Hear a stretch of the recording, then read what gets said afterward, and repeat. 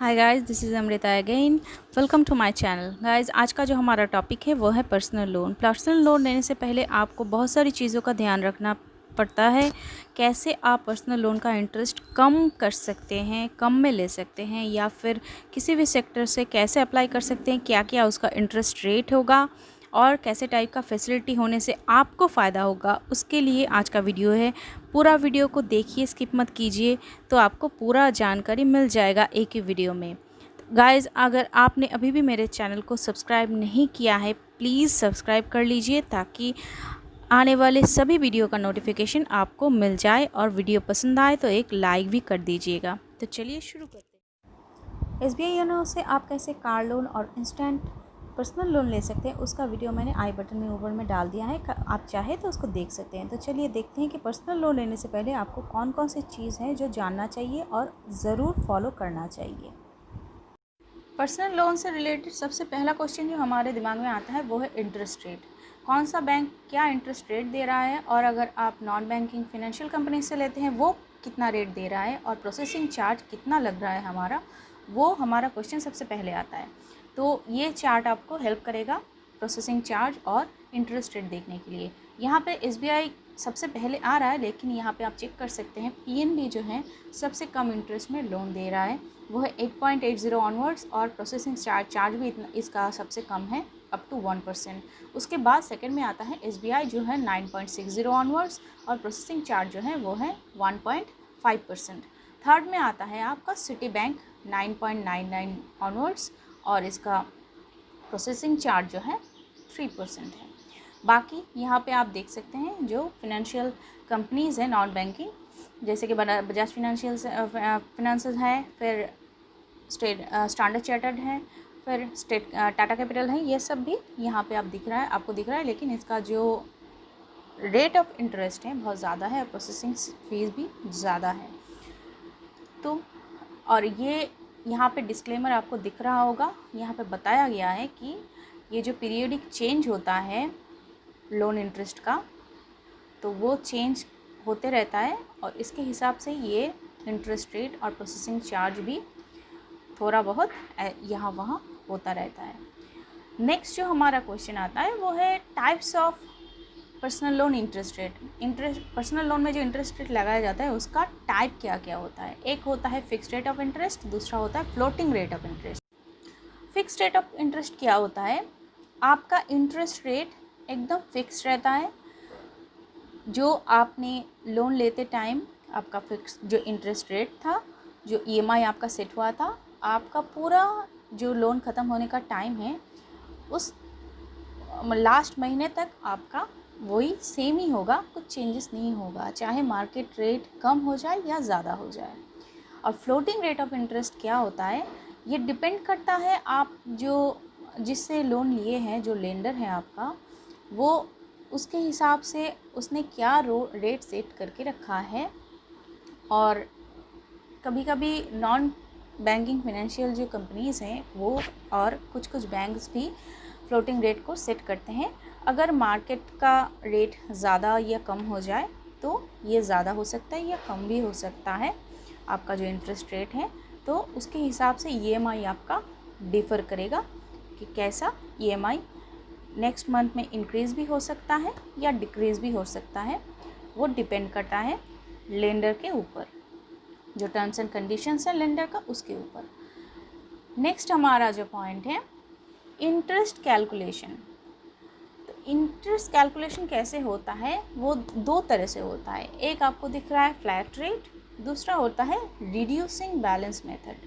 Flat rate जैसा कि मैंने पहले एक में आपको समझा दिया था कि फिक्स रेट ऑफ इंटरेस्ट जैसा होता है, वैसे ही फ्लैट रेट का होता है कि आपका जितना भी आपका बैलेंस डिडक्ट हो जाए, प्रिंसिपल अमाउंट आपका कम हो जाए, लेकिन ये फ्लैट रेट ही रहेगा और EMI इसका सेम ही रहेगा, क्योंकि इसको आप जब लोन लेते हैं उस टाइम में ही ये कैलकुलेट करके पूरा सेट किया जाता है कि आप पूरा 10 ईयर आपका ये EMI रहेगा। लेकिन रिड्यूसिंग बैलेंस मेथड जो है, रिड्यूसिंग बैलेंस मेथड में आपका प्रिंसिपल अमाउंट जब घट जाता है, कम हो जाता है, उसके हिसाब से आपका EMI चेंज होते रहता है। और अभी जानते हैं कि interest rate of different applicants type. Different applicant type में इंटरेस्ट रेट डिफरेंट होता है। सैलरीड और सेल्फ एम्प्लॉयड के लिए एक तरह का होता है वुमेंस, एक तरह का होता है पेंशनर्स के लिए दूसरा होता है। जैसा हम फिक्स डिपॉजिट में भी देखते हैं कि जो पेंशनर्स हैं, जो सीनियर सिटीजन्स हैं, उनका फिक्स डिपॉजिट का रेट ज़्यादा होता है और बाकियों का कम होता है। और यहाँ पे भी इंटरेस्ट रेट में डिफरेंस आता है। तो पहले तो हम सैलरीड का देखते हैं कि सैलरीड अगर आप हैं तो generally salaried employees are stable employees. आप स्टेबल होते हैं, आपका रिकॉर्ड होता है, एक रेपुटेड ऑर्गेनाइजेशन में आपका सैलरी आपका आता है, तो रिकॉर्ड रहता है, आपका पूरा सिविल रिकॉर्ड अच्छा रहता है। तो इसके हिसाब से आपका जो लोन का जो इंटरेस्ट है वो औरों से कम होता है, जो सेल्फ एम्प्लॉयड है उससे कम रहता है सैलरी का। बाकी कुछ बैंक सेल्फ एम्प्लॉयड को भी एक स्टेबल इनकम है तो फिर उनका भी इंटरेस्ट रेट कम दे सकते हैं depending on your income status. Second जो है वुमेन, कुछ बैंक्स और कुछ NBFC से जैसे कि बजाज फाइनेंस और फ्लिपकार्ट इंडिया, ये सब इंटरेस्ट कम लगाते हैं वुमेंस के ऊपर।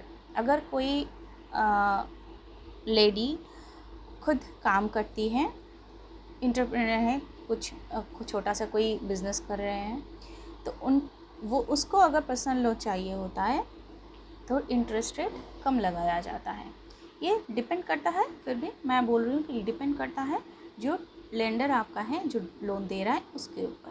Pensioners can avail special personal loan specially meant for them at A relatively lower rate.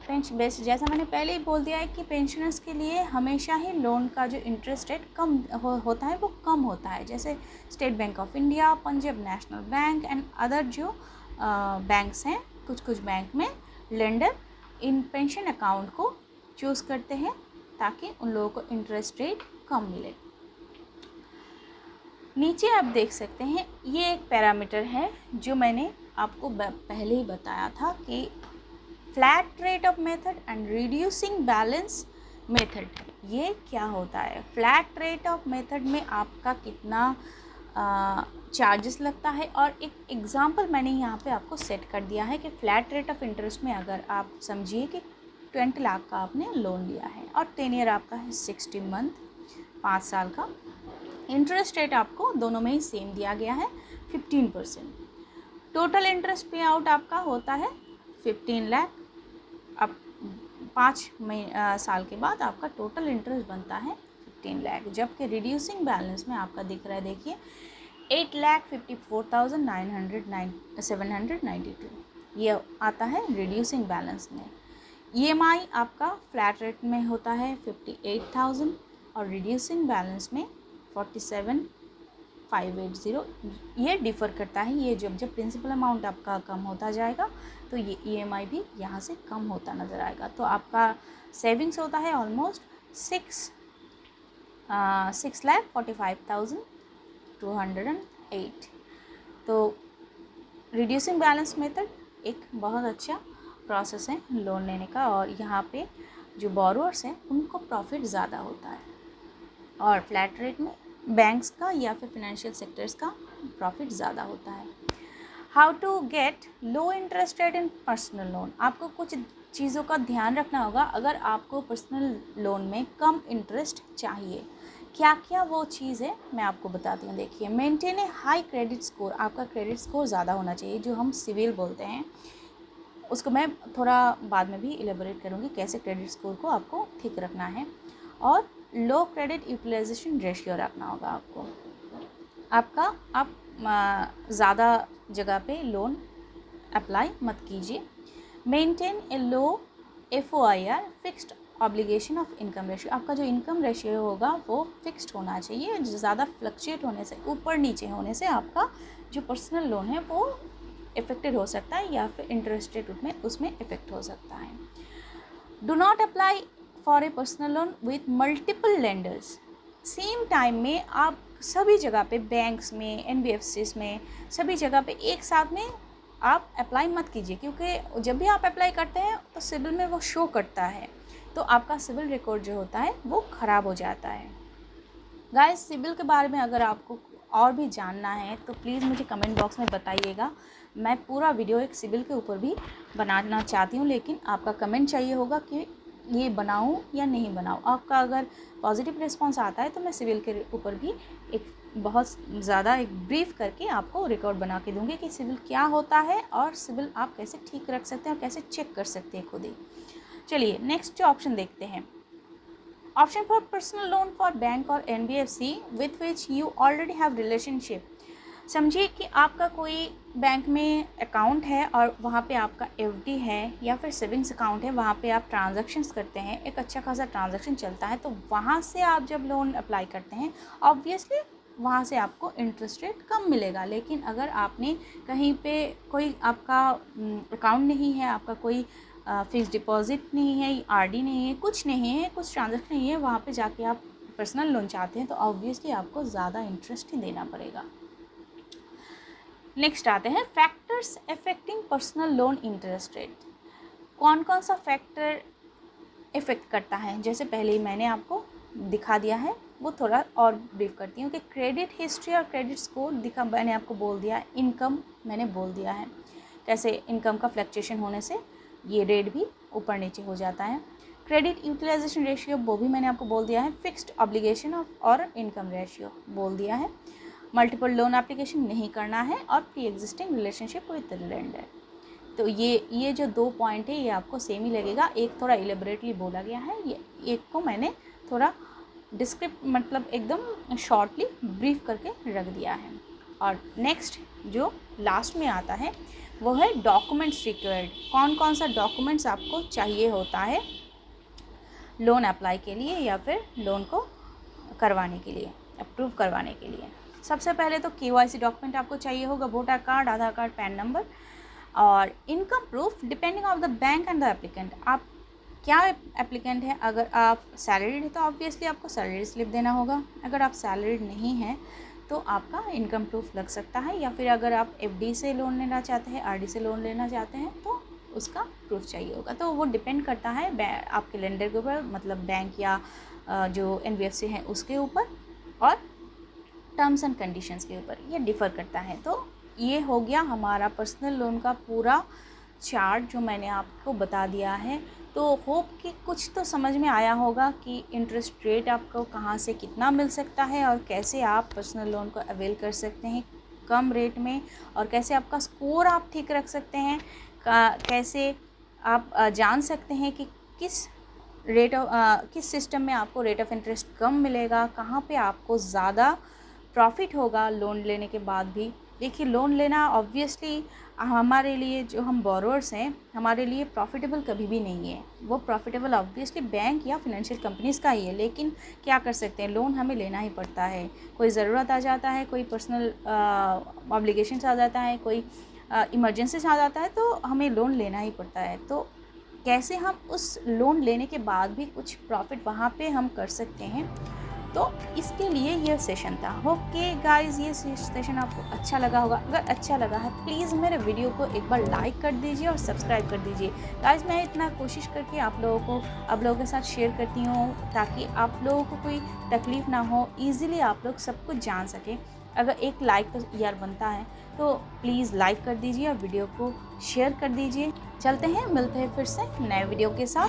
तब तक के लिए stay safe, stay healthy. Thank you guys.